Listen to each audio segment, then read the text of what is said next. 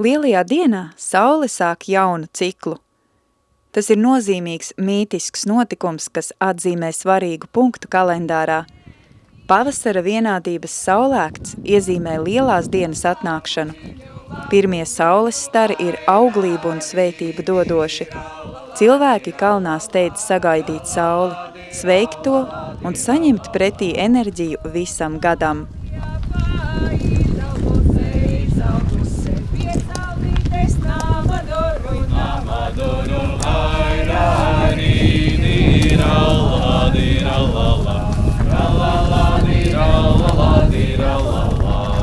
Vairākas rituālās darbības notiek ap šo svarīgo brīdi, saules lēktu.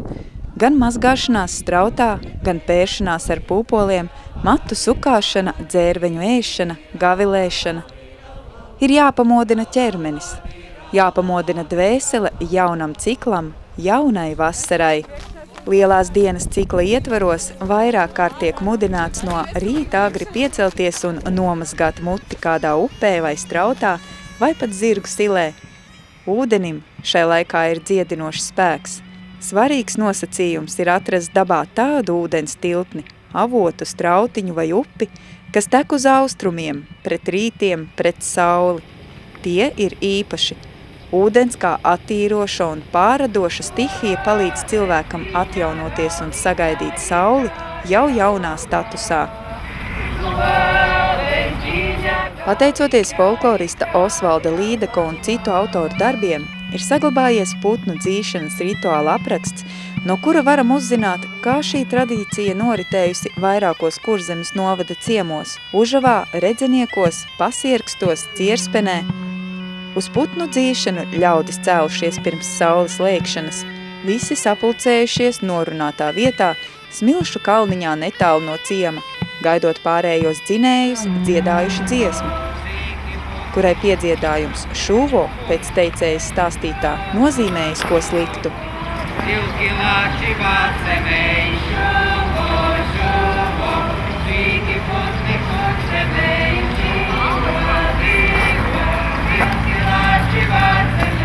Pastāv uzskats, ka putnu dzīšana vienlaicīgi ir rituāls ar dvēselēm. Vienas aizdzen, citas atsauc.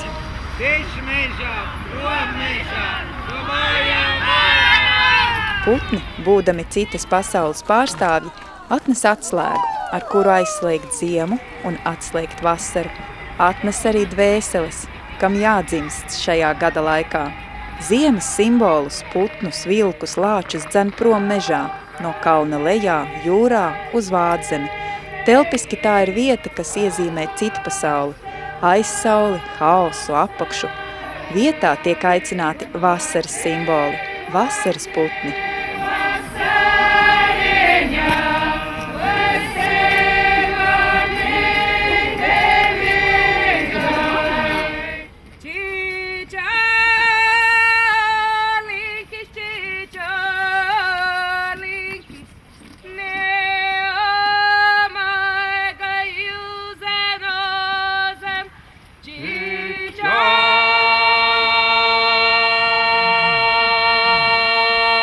Vēl viens rituāls, ko Kurzemes ciemos veikuši putnu dzinēji, pēc putnu dzīšanas ir rīkļu sasiešana ļaunajiem spēkiem, skauģiem, laumām, raganām. Šajā nolūkā ļaudis no putnu kalna devušies uz citu kalnu, kur aug vieči, kārklu klūdziņas.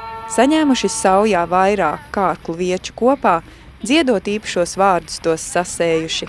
Laumāmi, raganāmi, rīklītes aizsēj, laumāmi,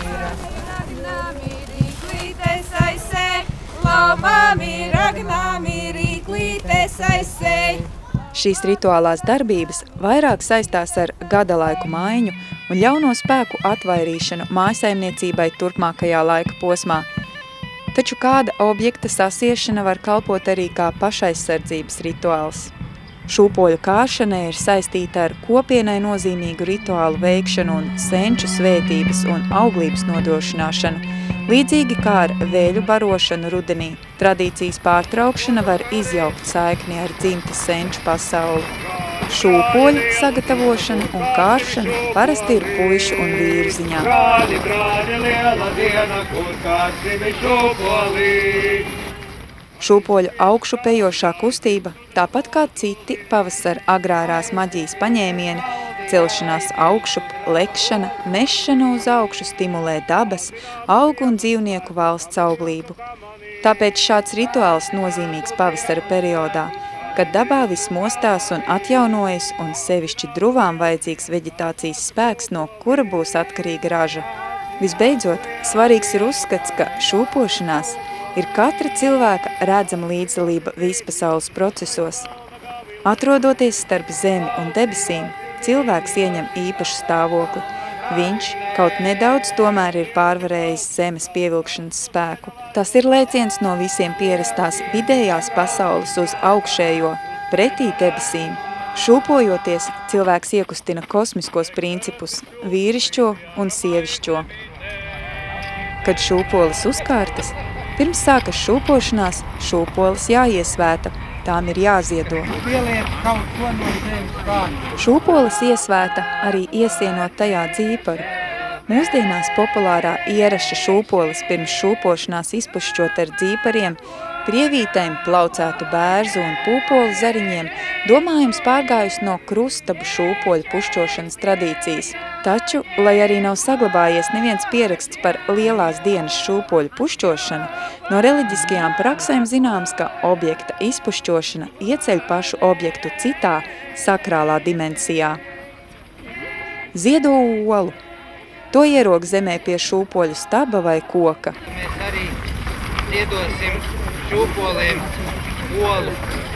Mums ir viena ola šeit tāda ziedojamā. Ja kāds vēl arī grib savu pielikt, tad nākas tur Jānis ir uztaisījis īpašo vietu, kur var olu. Šķiet galvenais lielās dienas atribūts, bez kura nevaram iedomāties svētkus, ir ola.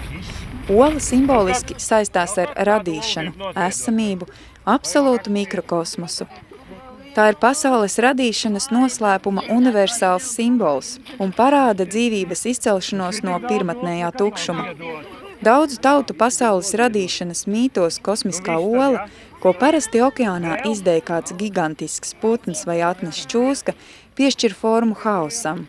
No olas izšķiļas saule, zeme atdalās no debesīm un rodas dzīve visās tās formās, dabiskās un pārdabiskās. Šogad būs veselīgi.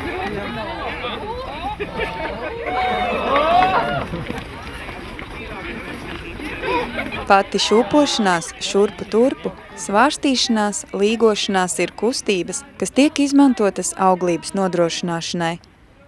Senajās kultūrās sievietes izšūpināja šūpolēs, imitējot viņu savienošanos ar dievību un ticot, ka rituālā ieņemšana palīdzēs labas ražas nodrošināšanā. Rituālā šūpošanās simbolizēja saskarsmi ar augšējās pasaules dieviem. Vēl vairāk, jaunas meitenes šūpošana nozīmēja viņas sakrālo laulību ar sauli. Kas iekāpa šūpolēs, iešūpoja, ielīgoja, kas iekāpa šūpolēs. Mūsu pašu dziedātāja, tā iekāpa šūpolēs. Ola ir arī atzimšanas simbols. Nevelti ola ir kļuvusi par pavasara vienādību rituālo atribūtu. Ola kā dzīvības nesēja ir pavasara un saules simbols. Līdz ar sauli atnāk gaisma un siltums, atdzimst zeme, pavasars uzvar ziemu. Ola ietver sevī attīstības un kustības sākuma, potenciāla un iespēja simbolismu. Vienlaikus te ir aizsargājošas īpašības. Tradicionālajā kultūrā ola ir arī veselības, veiksmes un bagātības simbols. Plaši pazīstams darbības ar olām lielajā dienā ir sišanās ar olām un olu ripināšana. Abu spēļu jeb sacensību galvenā jēga ir mainīšanās ar olām, to pāreja no vienām rokām citās. Šādas darbības ir dabisks un aizraujošs paņēmiens rituālā ēdiena maiņai, kas nodrošina kopienas saliedētību, vienotību un veselīgas enerģijas cirkulāciju starp visiem redzamās un neredzamās pasaules svētku dalībniekiem. Pastāv arī uzskats, ka olu, kā kosmoloģiska simbola ripināšana pa zemi vai to sasišana palīdz zemē, pasaulē atjaunoties un tuvina cilvēkus visuma radīšanas noslēpumam.